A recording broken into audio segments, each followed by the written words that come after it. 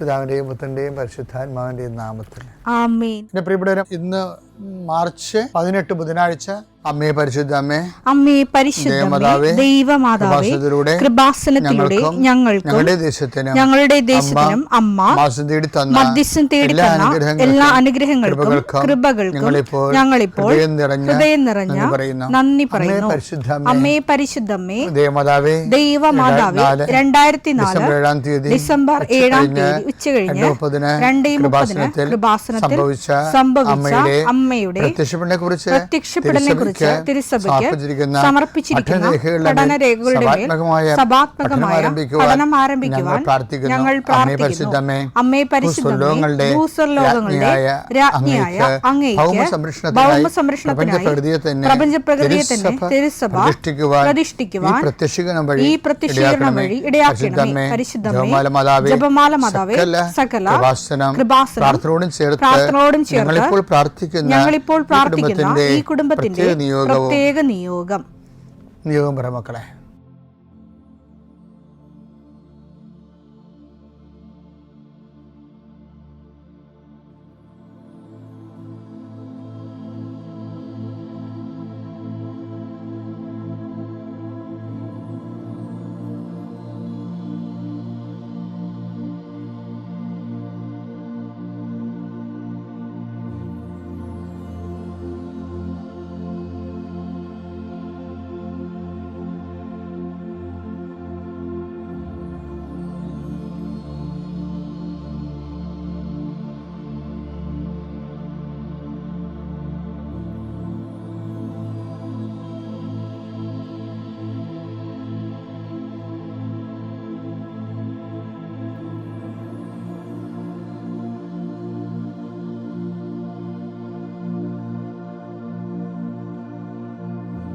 അമ്മയുടെ പ്രത്യക്ഷീകരണത്തിന്റെ ഈ അനുഗ്രഹവേളയിൽ ഞങ്ങൾക്ക് സാധിച്ചു തരുവാൻ കനിയണമേ. ആമേൻ. വിശ്വാസ പ്രമാണം. സർവശക്തനായ പിതാവും ആകാശത്തിന്റെയും ഭൂമിയുടെയും സൃഷ്ടാവുമായ ദൈവത്തിൽ ഞാൻ വിശ്വസിക്കുന്നു. അവിടുത്തെ ഏകപുത്രനും ഞങ്ങളുടെ കർത്താവുമായ ഈശോ മിശിഹായിലും ഞാൻ വിശ്വസിക്കുന്നു. ഈ പുത്രൻ പരിശുദ്ധാത്മാവിനാൽ ഗർഭസ്ഥനായി കന്യകാമറിയത്തിൽ നിന്ന് പിറന്ന് പൊന്തിയോസ് പീലാത്തോസിന്റെ കാലത്ത് പീഡകൾ സഹിച്ച് കുരിശിൽ തറയ്ക്കപ്പെട്ട് മരിച്ച് അടക്കപ്പെട്ട് പാതാളങ്ങളിൽ ഇറങ്ങി മരിച്ചവരുടെ ഇടയിൽ നിന്ന് 3-ാം നാൾ ഉയർത്ത് സ്വർഗത്തിലേക്ക് എഴുന്നള്ളി സർവശക്തിയുള്ള പിതാവായ ദൈവത്തിന്റെ വലതുഭാഗത്തിരിക്കുന്നു. അവിടെ നിന്ന് ജീവിക്കുന്നവരെയും മരിച്ചവരെയും വിധിക്കുവാൻ വരുമെന്നും ഞാൻ വിശ്വസിക്കുന്നു. പരിശുദ്ധാത്മാവിലും ഞാൻ വിശ്വസിക്കുന്നു.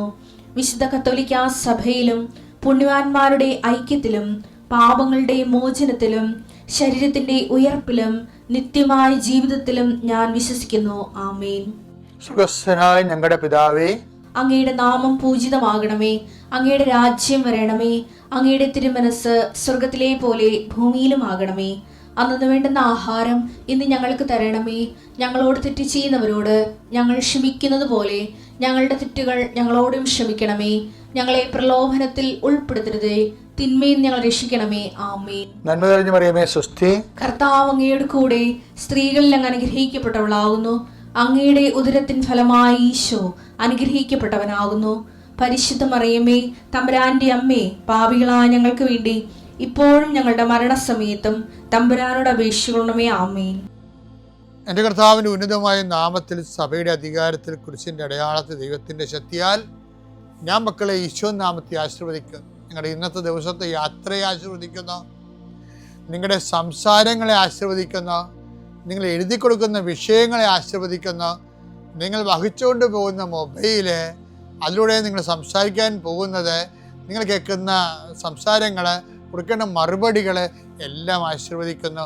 നിങ്ങൾ കൈമാറുന്ന രേഖകൾ, വാങ്ങിക്കുന്ന രേഖകൾ, കാത്തിരിക്കുന്ന രേഖകൾ, നിങ്ങൾ പ്രതീക്ഷിക്കുന്ന ഡേറ്റുകൾ കർത്താവിൻ്റെ നാമത്തിൽ ആശീർവദിക്കുന്നു. നീ കടന്നു പോകുന്ന വാഹനങ്ങൾ, സഞ്ചരിക്കുന്ന വാഹനങ്ങൾ, പ്രൈവറ്റായാലും പബ്ലിക്കായാലും, നീ തിരിച്ച് വീട്ടിലെത്തുന്നവരെ ഒരു അപകടം ഉണ്ടാകാതിരിക്കാൻ വേണ്ടി നിൻ്റെ യാത്രകളെ ആശീർവദിക്കുന്നു. ദൈവവേദലെ, നീ വിഷമിക്കുന്ന വിഷയങ്ങൾ, സങ്കടപ്പെടുന്ന കാര്യങ്ങൾ, ഏത് വിഷയത്തിന് വേണ്ടിയാണ് നീ വേദനിക്കണത്, അതെല്ലാം മാതാവ് ഏറ്റെടുക്കുന്നതിന് വേണ്ടി 40 വർഷം ഞാൻ അർപ്പിച്ച കുർബാനയുടെ യോഗ്യതയാൽ കൃപാസന അൾത്താരെ ജീവനോടെ പ്രത്യക്ഷപ്പെട്ട മാതാവിൻ്റെ മധ്യസ്ഥത്താൽ നിന്റെ കണ്ണീനിരകളെ ഏറ്റെടുക്കുകയും നിന്നെ ആശ്വസിപ്പിക്കുകയും സാക്ഷ്യം പറയാൻ നിന്നെ ബലിഷ്ഠമാക്കുകയും ചെയ്യട്ടെ. നിത്യം പിതാവും പുത്രനും പരിശുദ്ധാത്മാവിനെ. എൻ്റെ പ്രിയപ്പെട്ടവരെ, നമ്മൾ നോൻപ് പകുതി കഴിഞ്ഞ് നിൽക്കുകയാണ്. ഈ പീഡാനുഭവ കാലങ്ങളിലേക്ക് പതുക്കെ പതുക്കെ പ്രവേശിക്കുകയാണ്, ആത്മാവ് കൊണ്ടും മനസ്സുകൊണ്ടും. നമ്മളെ ഒത്തിരി കഥാപാത്രങ്ങളെ ഇവിടെ കണ്ടുമുട്ടുന്നുണ്ട് പീഡാനുഭവകാലത്തിൽ. അതിൽ എൻ്റെ ശ്രദ്ധയെ വല്ലാതെ പിടിച്ചു പറ്റിയിരിക്കുന്ന ഒരാളാണ് ക്ലോഡിയ.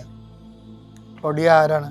പിലാത്തോസ്, ഗവർണർ പിലാത്തോസിൻ്റെ വൈഫാണ്. കർത്താവിനെ യഹൂദന്മാർ പിടിച്ച രാത്രിയിൽ ക്ലോഡിയയ്ക്ക് ഒരു ദർശനം ഉണ്ടാകും. കർത്താവിനെ വിസ്തരിക്കുന്നതിൻ്റെ സമയത്ത് ക്ലോഡിയ ആ ദർശനത്തെ സംശയിക്കാതെ ആ സ്വപ്നത്തിൽ ദൈവപദ്ധതി വിവേചിച്ച് മനസ്സിലാക്കിയിട്ട് റഷ് ചെയ്ത് വന്ന് പീലാത്തോസിനോട് പറയും, അത് നീതിമാനായ മനുഷ്യനാണ്, ആ നീതിമാനായ മനുഷ്യൻ്റെ മേൽ കൈവെക്കരുത്, എനിക്ക് അദ്ദേഹം മൂലം സ്വപ്നത്തിലേറെ ക്ലേശമുണ്ടായിരുന്നു. അതായത് ഇങ്ങനെ പറയാൻ കാരണം വെച്ചാൽ അത് ഒന്ന്, ഇന്ന് ആൾക്കാരെ തള്ളിക്കളയണല്ല. അതെനിക്ക് തോന്നിയായിരിക്കും. ഇന്നും ദൈവം മനുഷ്യനോട് സ്വപ്നത്തിലൂടെയും ദർശനങ്ങളിലൂടെയും ഇൻസിഡൻസിലൂടെയും ഇത് മാത്രം കമ്മ്യൂണിക്കേഷനാണ് വരണത്. നമ്മൾ കമ്മ്യൂണിക്കേഷൻ്റെ പ്രശ്നം വെച്ച് കഴിഞ്ഞാൽ കമ്മ്യൂണിക്കേഷൻ ഒന്നോ രണ്ടോ തള്ളിയാൽ പിന്നെ ആ വ്യക്തിയോട് ദൈവം കമ്മ്യൂണിക്കേഷനിലൂടെ സംസാരിക്കത്തില്ല. കാര്യം കമ്മ്യൂണിക്കേഷൻ സ്വീകരിക്കണമെങ്കിൽ ഒരു വിശ്വാസ നിലവാരം ഉണ്ടാകണം. നിലവാരം മാത്രമല്ല, ഒരു ദൈവസ്നേഹ നിലവാരം ഉണ്ടാകണം. അതായത് ആദ്യകാലം ഇപ്പം ഞാനിപ്പോഴും ഓർക്കുന്നുണ്ടേ, എനിക്ക് 2ാം ക്ലാസ്സിൽ വെച്ച് ഭയങ്കര പനി വന്നു. അപ്പോൾ ഞാനാണെങ്കിൽ രാത്രി കിടക്കാൻ നേരത്താണ് പനി കൂട്ടിയത്. രാവിലെയൊക്കെ എനിക്ക് നല്ല പനി ഉണ്ട്. ഞാൻ ഇപ്പോൾ ഓർക്കുന്നുണ്ട്, കുഞ്ഞുനാളെ കാര്യങ്ങളൊക്കെ ഞാൻ ശരിക്കും ഓർക്കുന്ന ആളാണ്. അപ്പോൾ ഞാൻ അപ്പനോട് പറയാം, എന്തുണ്ടായാലും ഞാൻ അപ്പനോട് പറയും. അപ്പം പാടില്ല ചെന്ന് പറയും. അപ്പം ഞങ്ങളുടെ നാട്ടിലാണെങ്കിൽ അന്നൊക്കെ ആശുപത്രിയൊന്നുമില്ല. പിന്നെ ആശുപത്രി പോകണമെങ്കിൽ ഒരു വള്ളക്കാരനെ വിളിക്കണം. വള്ളവും പിന്നെ അന്നൊക്കെ ആൾക്കാർ എന്തെങ്കിലും ക്ഷീണം കൂടുമ്പോൾ വള്ളവും ആളും പിടിക്കാനേ പറയത്തുള്ളൂ. ഇന്നിപ്പോൾ വണ്ടി പിടിക്കാനല്ലേ പറയണത്. ഞങ്ങളുടെ നാട്ടിൽ വള്ളവും കാരണം മുഴുവൻ തോടുകളാണ്, റോഡില്ല താനും. അപ്പോൾ ആൾക്കാർ വള്ളത്തിലാണ് പോകണം. അപ്പോൾ ഇതൊക്കെ ഭയങ്കര പണിയാണ്. ചിലപ്പോഴും വള്ളത്തിൽ പോയി കുത്തി പകുതിയാകുമ്പോൾ തന്നെ ആൾ മരിച്ചിട്ട് വെള്ളം തിരിച്ചു തന്നെ കാണാം. ഓരോരോ കാലം, ആ കാലമൊക്കെ നോക്കുമ്പോൾ എന്തുമാത്രം മാറി നമ്മൾ. അപ്പോൾ ഞാൻ അപ്പനോട് ഞാൻ കിടന്നു പോയി, തീരാത്ത അവസ്ഥയായിപ്പോയി, പൊങ്ങാത്ത അവസ്ഥയായിപ്പോയി. അപ്പോൾ രാത്രി ഒരു സംഭവം ഉണ്ടായി. രാത്രി ഒരു കുതിര പുറത്തൊരു മനുഷ്യൻ വന്ന് എൻ്റെ തലയിട്ട് ചവിട്ടി. കുതിര കൊണ്ട് 2-3 ചവിട്ടി. അപ്പോൾ ഞാൻ പേടിച്ച് എഴുന്നേറ്റ്. എന്നിട്ട് ഞാൻ കിടന്ന്. പക്ഷെ രാവിലെ എഴുന്നേറ്റപ്പോൾ പനിയൊന്നുമില്ല. അപ്പം ഞാൻ അപ്പനോട് പറഞ്ഞ്, അപ്പാ ഇന്നലെ കുതിരപ്പുറത്തൊരാൾ വന്നായിരുന്നു, ആ കുതിര കൊണ്ട് അയാൾ എന്നെ ചവിട്ടിയെന്ന് പറഞ്ഞു. അപ്പോൾ അപ്പൻ കണ്ണ് നിറഞ്ഞ പോലെ എന്നെ നോക്കി. എന്താ കാര്യം വെച്ചാൽ ഞങ്ങളുടെ ഫൊറോണ പള്ളി മനക്കുടം പള്ളിയാണ്. അവിടെയാണ് ഏറ്റവും വലിയ ആൾക്കാരൊക്കെ പോണ തീർത്ഥാടനം പോലെ. അത് പുരാതനമായ പള്ളിയാണ്, 9ാം നൂറ്റാണ്ടിലുള്ള പള്ളിയാണ്. അത് ഫൊറോണ പള്ളിയാണ്. അപ്പോൾ ആൾക്കാർക്ക് അതിനോടൊരു അറ്റാച്ച്മെൻ്റ് ഉണ്ട്. അപ്പോൾ അതിന് മനക്കുടം എന്ന പേര്. ഞാൻ അവിടെയാണ് ആദ്യം വികാരിയായിട്ടിരുന്നത്, അസിസ്റ്റൻ്റായിട്ടും പിന്നെ വികാരിയായിട്ടിരുന്നത്. അപ്പോൾ ആ പള്ളിയിൽ പുണ്യാളനുള്ളത് ഗീവരസ് പുണ്യാളനാണ്. അപ്പം അപ്പൻ എന്തെങ്കിലും പ്രശ്നം ഉണ്ടെങ്കിൽ അക്കാലങ്ങളിലൊക്കെ ഏറ്റവും അടുത്തത് അതാണ്. അതുകൊണ്ട് അപ്പം പറഞ്ഞു, പുണ്യാള കൊച്ചിന് അസുഖമാണ്, ഞാനെവിടെ പോകാനാണ്. അപ്പം ഞാനെവിടെ പോകാനാണ് ചോദിച്ചതിനാണ് പുണ്യാളൻ ഇങ്ങോട്ട് വന്നത്. ഇങ്ങനെ ജീവിച്ച ഒരു തലമുറ ഉണ്ടായിരുന്നു നമുക്ക്. ഇന്ന് ആ തലമുറ കാലഹരണപ്പെട്ടു പോയി. ഇന്ന് പുണ്യാളം വന്ന് ചവിട്ടിയാൽ പിള്ളേർ പറയത്തില്ല. അതിന് വിശ്വാസം ഉണ്ടാകണം, അതിനൊരു വിശ്വാസം ഉണ്ടാകണം. ആ പുണ്യാളിൻ്റെ അടുത്ത് പറയണമെങ്കിലും ഒരു വിശ്വാസം ഉണ്ടാകണം. അത് വളരെ പ്രാക്ടിക്കൽ ഫെയ്ത്താണ്. ഇന്നിപ്പോൾ പഠനമൊക്കെ കയറിയപ്പോൾ ദൈവം അങ്ങനെ ചെയ്യുമോ, പിന്നെ ഓരോരുത്തരെയും തലക്ക് നിന്ന് ചവിട്ടാൻ പോകുകയല്ലേ, ഇതൊക്കെ ചുമ്മാ തോന്നിയതാണെന്നൊക്കെ പറയും. അങ്ങനെ പറയണത് നല്ലതാണ്. എന്താ വെച്ച് കഴിഞ്ഞാൽ അത്രയും ആൾക്കാരെ ദൈവത്തിന് മാറ്റാറില്ല. പിന്നെ അതായത് ഹൃദയശുദ്ധിയുള്ളവർ ദൈവത്തെ കാണുമെന്നേ പറയണത്. അതുകൊണ്ട് എനിക്ക് പറയണത് അവഗണിക്കരുത് ദൈവിക കാര്യം. ക്ലോഡിയ അതിൻ്റെ അകത്ത് ഏറ്റവും ബെസ്റ്റ് ആളാണ്. മത്തായി 27:19 മാത്രമല്ല അവൻ ന്യായാസനത്തിൽ ഉപവിഷ്ടനായിരിക്കുമ്പോൾ പിലാത്തോസ് ന്യായാസനത്തിൽ ഉപവിഷ്ടനായിരിക്കുമ്പോൾ അവന്റെ ഭാര്യ അവന്റെ അടുത്തേക്ക് ആളയച്ചറിയിച്ചു ആ നീതിമാന്റെ കാര്യത്തിൽ ഇടപെടരുത്. അവൻ മൂലം സ്വപ്നത്തിൽ ഞാൻ ഇന്ന് വളരെയേറെ ക്ലേശിച്ചു. അപ്പൊ ക്ലോഡിയ സ്വപ്നം വിശ്വസിച്ചു, പക്ഷെ പീലാത്തോസും വിശ്വസിച്ചു. പക്ഷെ അധികാരം ആക്രാന്തവും കാരണം അദ്ദേഹം ഒരു വല്ലാത്ത അവസ്ഥയിലായി പോയി. അതുകൊണ്ട് എന്ത് ചെയ്ത്, ക്ലോഡിയ പറഞ്ഞ വാക്കുകൾ കേട്ടു, ജനം പറഞ്ഞ വാക്കുകൾ കേട്ടു, രണ്ടും കേട്ടു. ജനം പറഞ്ഞ വാക്ക് കേട്ടുകൊണ്ട് പുള്ളി കസേര ഉറപ്പിച്ചു. അല്ലെങ്കിൽ ജനം പോയി റിപ്പോർട്ട് ചെയ്യും സീസറിൻ്റെ അടുത്ത്. സീസറിൻ്റെ ഗവർണറല്ല ഇയാൾ. ജനം ഇയാൾക്കെതിരാണെന്ന് കണ്ടു കഴിഞ്ഞാൽ അപ്പം തന്നെ സീസർ ഇയാളെ മാറ്റിയിട്ട് വേറെ ആളെ വെക്കും. അതുകൊണ്ട് സീസറിനെ അയാൾ കേൾക്കേണ്ടി വരും. ജനത്തിനെ അയാൾ കേട്ടു, ക്ലോഡിയനെ അയാൾ കേട്ടു.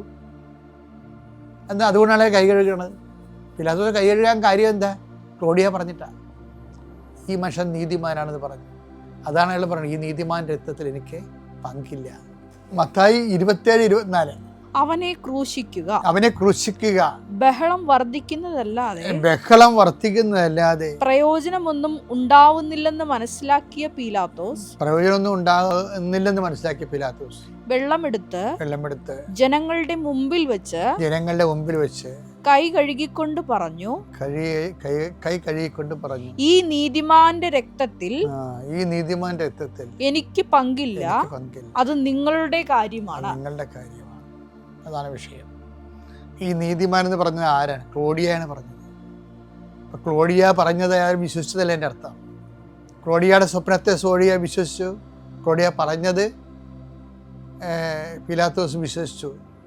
പക്ഷെ വിശ്വസിച്ചെങ്കിൽ ഒരു കുഴപ്പമുണ്ടെന്ന് വെച്ച് കഴിഞ്ഞാൽ ചിലരുടെ വിശ്വാസം അവർക്ക് പ്രയോജനപ്പെടത്തില്ല. എന്താ കാര്യം? വിശ്വാസം പ്രയോജനപ്പെടണമെങ്കിൽ അത് പ്രവർത്തികളിലൂടെ പറ്റത്തുള്ളൂ. അതുകൊണ്ടാണ് ഹെബ്രായർ പറയണത്, ഹെബ്രായർ 4:2 അവർക്കെന്നതുപോലെ തന്നെയാണ് നമുക്കും സുവിശേഷം ലഭിച്ചത്. എന്നാൽ അവർ കേട്ട വചനം പീലാത്തോസ് കേട്ട വചനം അവർക്ക് പ്രയോജനപ്പെട്ടില്ല. കാരണം അവർ അത് വിശ്വസിച്ചില്ല. വിശ്വസിച്ചു എന്ന് പറഞ്ഞാലേ, വിശ്വസിക്കണം എന്നുണ്ടെങ്കിൽ പ്രവർത്തികൾ വേണം. കസേര പോകാതിരിക്കാൻ വേണ്ടിയാണ് അയാള്, അതായത് കസേര പോകാതിരിക്കാൻ വേണ്ടി അദ്ദേഹം കർത്താവിനെ അവർക്ക് ഏൽപ്പിച്ചു കൊടുത്തു. വിശ്വസിച്ചു, പക്ഷെ പ്രവർത്തിച്ചത് മറിച്ചായിപ്പോയി.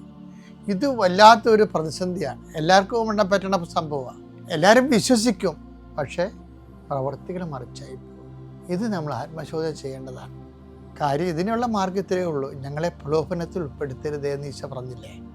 ഇങ്ങനൊരു സിറ്റുവേഷനിൽ ചെന്ന് ചാടാതിരിക്കാൻ വേണ്ടി, പ്രൊട്ടക്ഷന് വേണ്ടി പ്രാർത്ഥിക്കണം.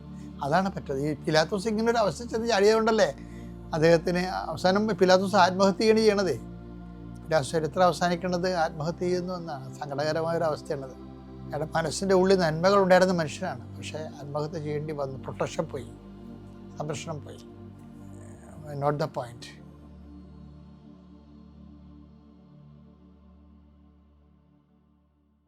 അത്യപൂർവ ദൈവാനുഭവങ്ങൾ ഇനി നിങ്ങൾക്കും സ്വന്തം.